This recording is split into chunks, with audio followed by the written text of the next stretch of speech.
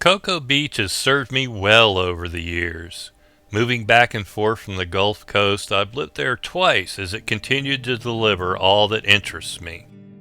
Surfing and photography were my passion, and I was able to do both on a regular basis. The Cocoa Beach Pier was a nice spot to find some action. The waves broke great when the surf was up, and if I wasn't in the water surfing, I'd be taking pictures from the beach. Sometimes I'd venture out on the pier to get a different perspective.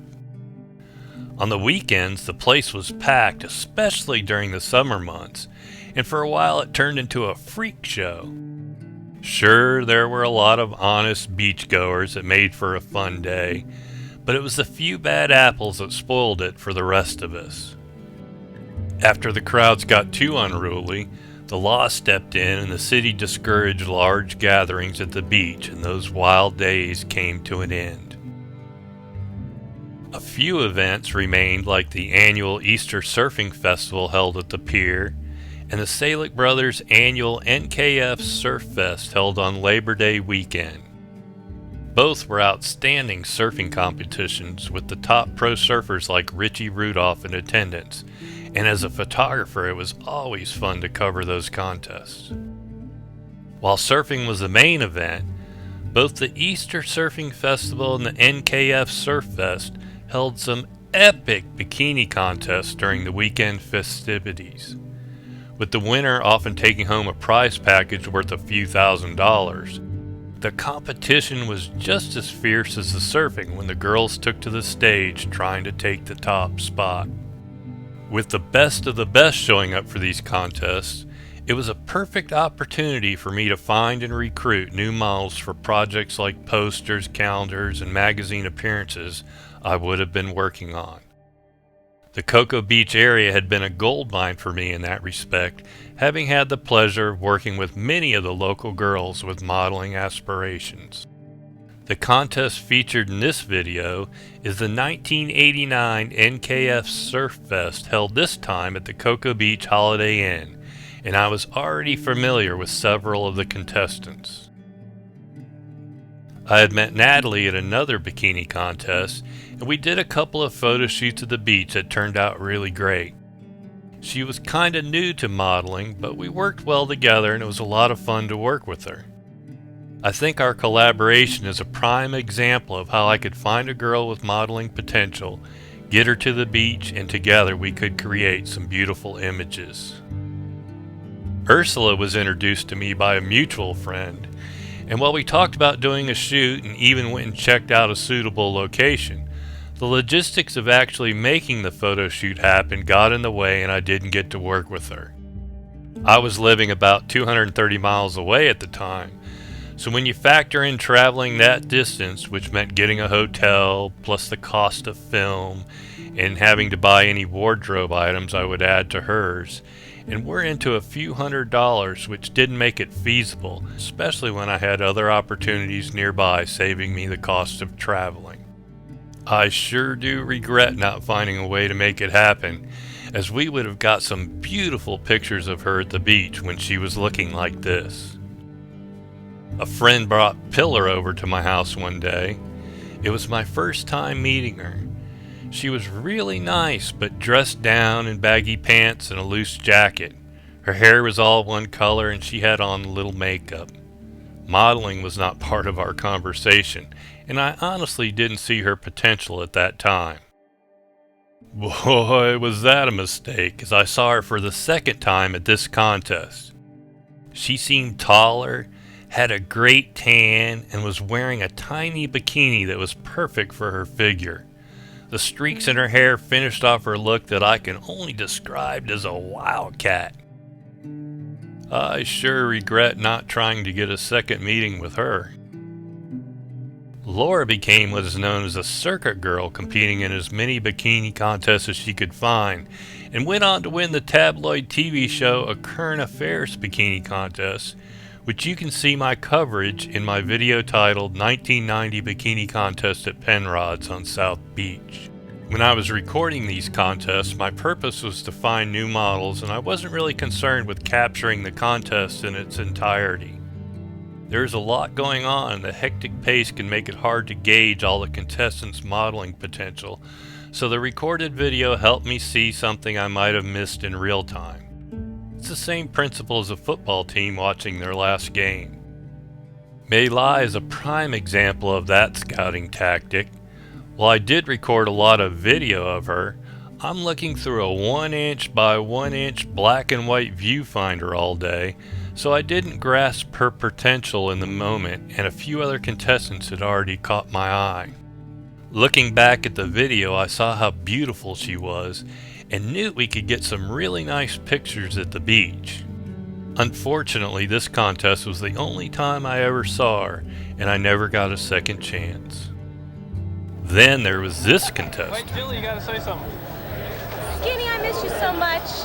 Come home to Jamaica. I knew her long before this contest, and we had already done a couple of photo shoots by then. She was the ultimate model to work with and looked incredible in every bikini she put on. Bikini contests were her bread and butter back then, and one year she went undefeated, winning every bikini contest she entered, and that was back when every beach bar, nightclub, festival, and event was holding a weekly bikini contest.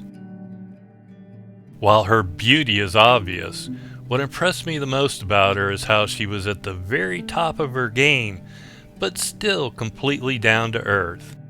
Being so approachable and willing to make time for anyone is how I know her, and she has remained that way to this day. So now that we know where we are, and a little about some of the contestants, let's get started with the girls getting ready backstage while the trophies are being handed out to the winners of the surfing competition. I'll try and use the native sound when I can, but they were playing music and YouTube will throw a copyright strike in a heartbeat, so I'm going to have to add my own music when needed. Here is my coverage of the 1989 NKF Surf Fest Bikini Contest Finals in Cocoa Beach.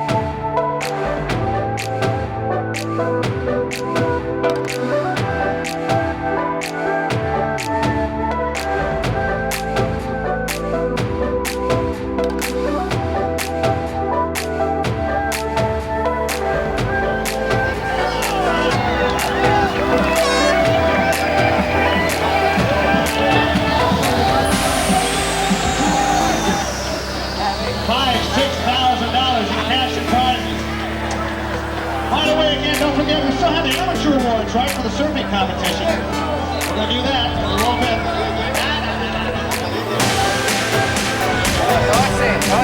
Rolling right along, and here comes number 4, Ursula!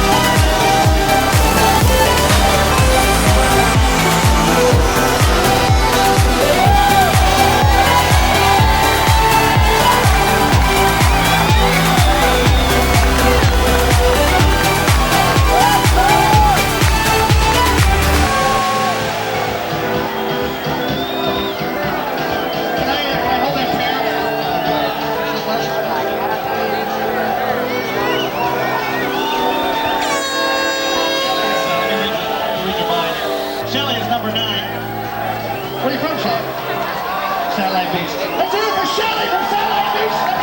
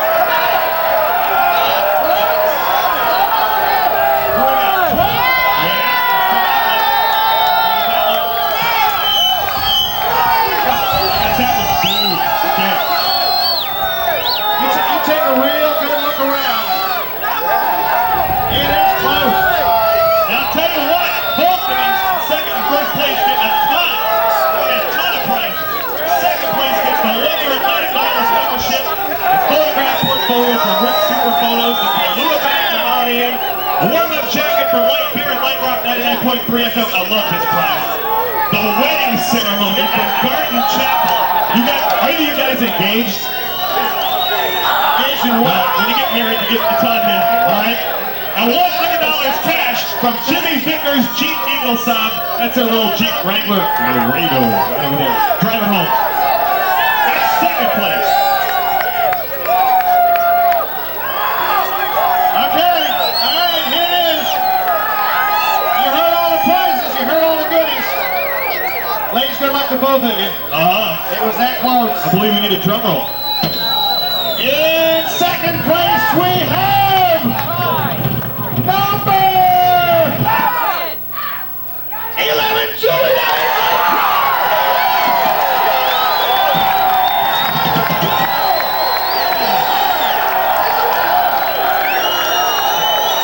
Oh, boy. It's number 12.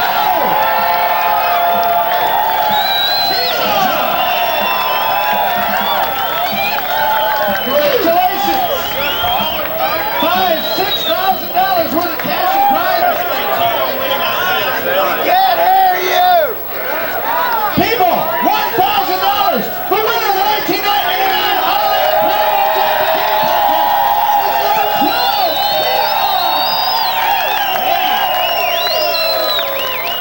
Gets a ton of stuff. $1,000 cash from Panama Jack.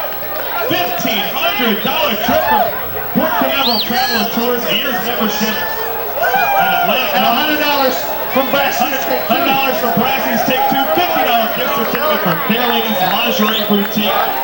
My travel buddy. Really. Bunch of stuff.